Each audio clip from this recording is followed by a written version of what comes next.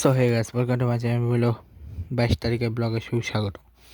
প্রথমে দেখা যাচ্ছে লেভান্টে বাসা বার্সার ম্যাচ, যেখানে লেভান্টে জিতছে বার্সাকে হারিয়ে, বার্সা জিতছে লেভান্টেকে হারিয়ে। আর এছাড়া আজকে আইএসএল এর দুটো ম্যাচ ছিল, আগে ওই দুটো দেখাই দিই, তারপরে বলতেছি। প্রথম হচ্ছে ব্যাঙ্গালোর বাসের নর্থ ইস্ট, যেখানে ড্র হয়েছে। এরপর একটা হচ্ছে কেরালা ভার্সেস মুম্বাই, যেটাতে মুম্বাই জিতছে। আগামীকাল আছে মোহনবাগান ভার্সেস চেন্নাই, একটাই ম্যাচ আছে আগামীকাল। এবং 24 তারিখও একটা ম্যাচ আছে, ওডিশা ভার্সেস ইন্টার কাশি। আর কালকে তো আর আপকামিং কিছু মুভিস যেটা 26-এ রিলিজ করতে পারে, ফেব্রুয়ারির 13-তে অলরেডি রিলিজ করে ফেলছে। 20 তারিখে ইয়ে করছে। নেক্সট হচ্ছে 27 তারিখ আসছে, তার হচ্ছে 21 আর নুক্কাট নাটক, এগুলো হচ্ছে 27 তারিখ আসতেছে। যখন আসবে তখন বলবো। আচ্ছা, এখানে লিস্ট বাই যেটাই থাকুক না কেন, আরও আসতে পারে সামনে, ঠিক আছে? লিস্টে যেটা থাকুক না কেন, আরও আসতে পারে সামনে, ঠিক আছে?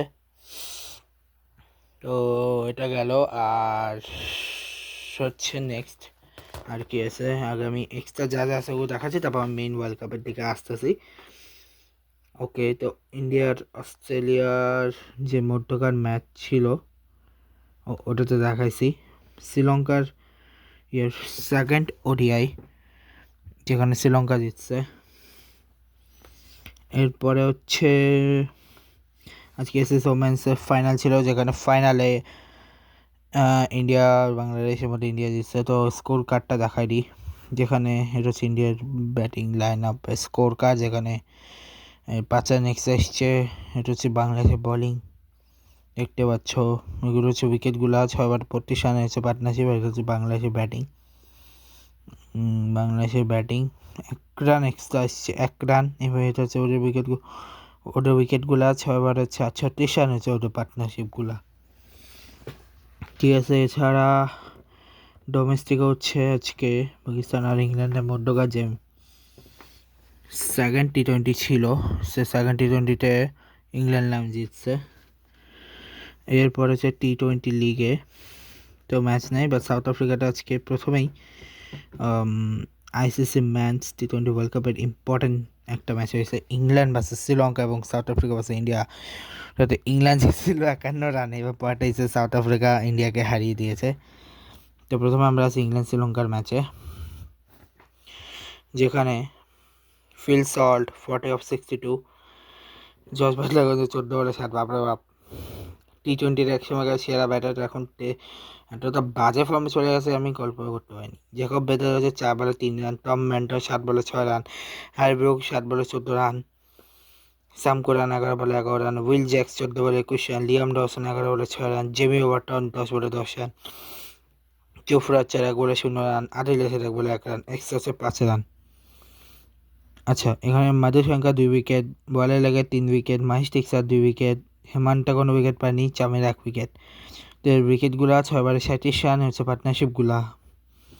শ্রীলঙ্কাতে পাতম নিশাঙ্ক 8 বলে 9, কাবিল মিশার 11 বলে 6, কুশাল মেন্ডি 4 বলে 4, পাবন রত্নানাকে 1 বলে গোল্ডেন ডাক, দুনির বেলাকে 10 বলে 10, কাবিন ডেভিড হচ্ছে 11 বলে 13, দাসেন সানাকা 24 বলে 30, 8 বলে 5 করছে দুশান হেমন্ত দুষ্পান্তে 4 হচ্ছে 13 বলে 6, মহেশ টিক্স হচ্ছে 8 বলে 10, 2 বলে 0 হচ্ছে দিশামারি সংখ্যা 2 রান এক্সেসে হচ্ছে ফ্রাচার 2 wicket, Jofra Archer 2 wicket, Will Jacks 3 wicket, Liam Dawson 2 wicket, Adil Rashid 2 wicket, Jamie Overton 1 wicket.